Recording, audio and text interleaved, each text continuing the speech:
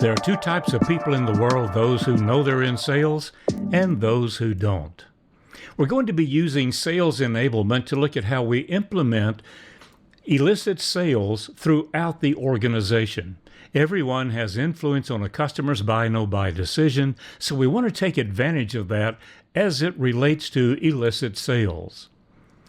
We'll begin with the CEO. The CEO's role is visionary. Every organization needs a visionary. Both words are important. We can only have one visionary, otherwise there's going to be contention. This is why partnerships sometimes do not endure.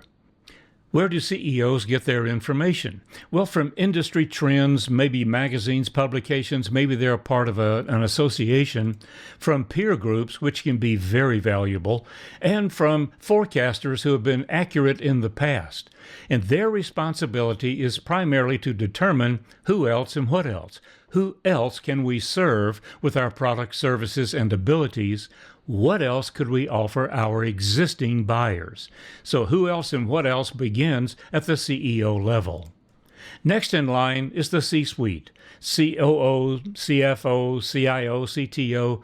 Some organizations have a chief sales officer or a chief revenue officer, but many do not. And if they do not have one, who's responsible for that? The CEO. Whatever C-suite position is missing has to be filled by the CEO. They are more strategic. They're looking at how we start putting together the pieces that'll make the vision actually happen. Next in line are the vice presidents. The VPs are tactical.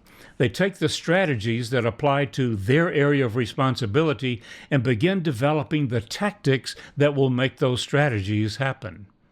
Next then are the managers. We're looking at sales, so this would be sales managers who are part tactical and part task, which means they're developing the tactics for the sales organization or the sales team, but they are sometimes actively involved in a sale or relationship with a customer. The salespeople are primarily task-oriented. This is where the rubber meets the road. The salespeople are interacting with the clients, with the buyers. To be more specific, the CEO determines the destination or outcome for the organization. This is where things are going to be at a certain time. At the end of the year, in the next 5 years, those decisions are made at a visionary level, typically with the CEO. Then the C-suite coordinates whatever needs to be done. The different department heads come together and decide if it can be done, and if so, how, and what will be needed to make it happen. The vice presidents then take whatever strategies came out of the C-suite for their area of responsibility and begin putting together the tactics to make those happen, and then they prioritize them. Sales managers then assign responsibilities to the salespeople, accounts assignments and quotas and particular details for the salesperson who is then going to engage the buyer. This is where everything happens. It happens at the sales level. We refer to this as collaborative selling at the leadership level. Everyone is involved in sales. And in order for this to work, everyone needs to be using the same processes, the same mindset. You'll notice that on the left, pretty much everything is transformational, while things on the right are transactional. This is why it doesn't make sense for the CEO to make a sales call, because that's more transactional and their mind is primarily focused on the vision and on transformational ideas. So communication should happen like this: the chain of command. If the salesperson has an idea, they can pass it up the line. But just because a customer is demanding something or asking for something doesn't mean the sales position or even the sales management position is the right place to make that decision. Let's do a case study that will make this even more viable, even more understandable. Here we have an organization, and we are the Green and Blue Widget Company. What do we make? We make green and blue widgets. We don't make yellow, we make green and blue. The company is doing just fine. We're punching out our green and blue widgets. Everything's going fine until one day, some of our reps come in and say, our clients want red widgets. And if we have red widgets, they'll give us a huge order right now. Should the company offer red widgets? Should we make red widgets? After all, there's a standing order there. Well, how do we make that decision? The CEO, first of all, would get involved. That's a who else and what else position. That's a visionary position. And they would use their resources to determine the viability of red widgets. The first thing they would look at is this a fad, a trend, or a cycle? If it's a fad, it's not going to be very long. It'll have a short tail. If it's a trend, it'll be around for a while, then it'll go away. Or if it's a part of a cycle, maybe it's going to be here permanently. If it's a fad, it doesn't mean we don't do it. It means that we don't allocate too many resources to making it happen so that at some point we're upside down. Oh, what does the C-suite do? The C-suite meets together. They look at logistics, financing, marketing, sales, engineering, and everyone at the departmental head level starts looking at how can we do this. If it works out great for logistics and financing and engineers and sales, but operations says we can't produce these. We don't have the floor space. We don't have the technology. We don't have the capabilities. Then the plan stalls right there. Next in line would be the vice presidents. We're looking at sales here, so it would be the VP of sales would set revenue objectives, and they would be based on sales strategies and marketing, and this is what we think we can do with red widgets in our area of responsibility. Next, the sales manager gets involved and organizes the sales team. They assign accounts and markets. They look at their sales people, the resources they have, and try to make reasonable assumptions about who can do what, when, and where. Finally, the salespeople are given their assignments. They develop account plans. They do pre-call planning. They plan their presentations. So now everyone is involved with Elicit Sales and AI in making this happen. Well, how does AI get involved in this?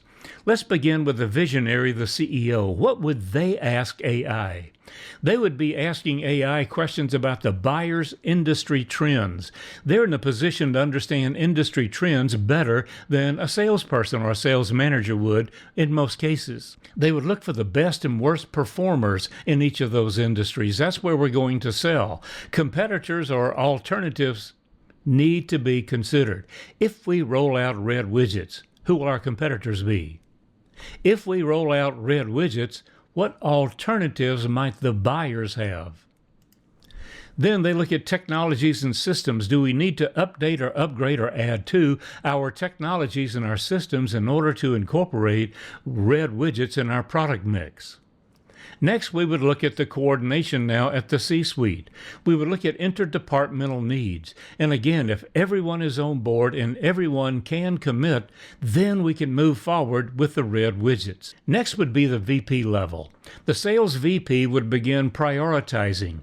Based on what they know about their capabilities, what industries or regions or personnel or expenses need to be prioritized. If training is necessary, that would be an immediate expense because you can't ask your salespeople to sell something they don't understand.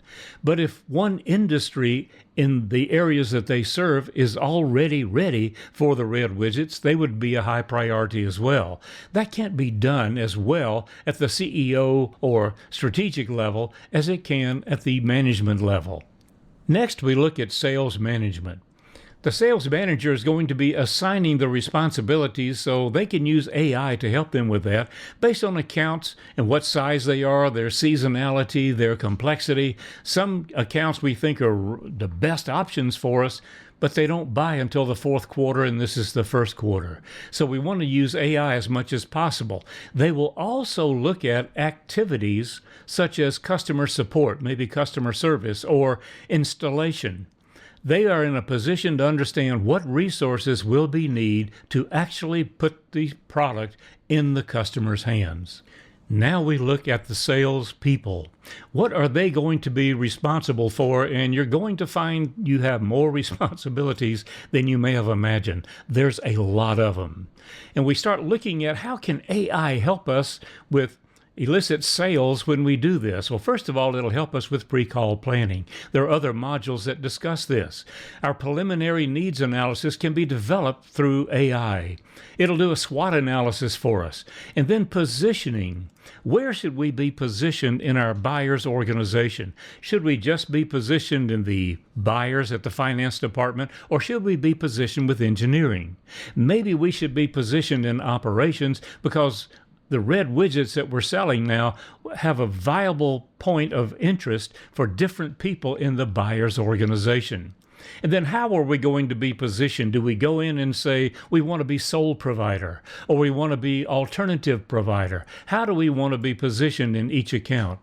And then we use AI and Elicit Sales to convert our questions from pre-call planning into statements. We determine which of those statements we'll use rather than questions and how to reword the statements to make them viable and comfortable for us.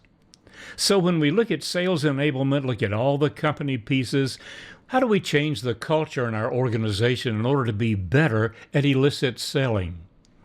We learn about, talk about, and discuss things differently than we have in the past. We talk about buyer industry trends. What's going on in our buyers' industries?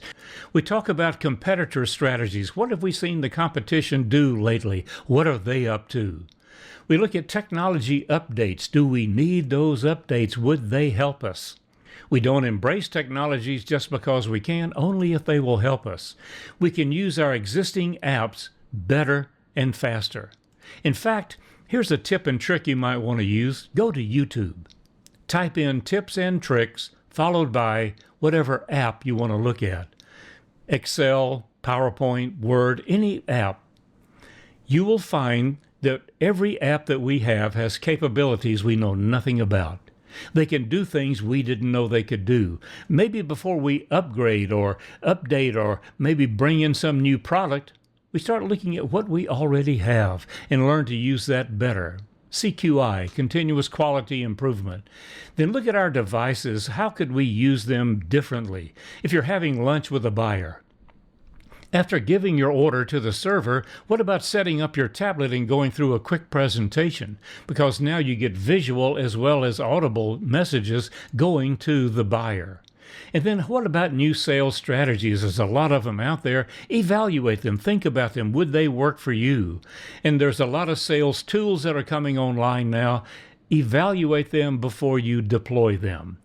Sales enablement all through the organization will help us take elicit sales to AI and bring it back and make our selling more viable.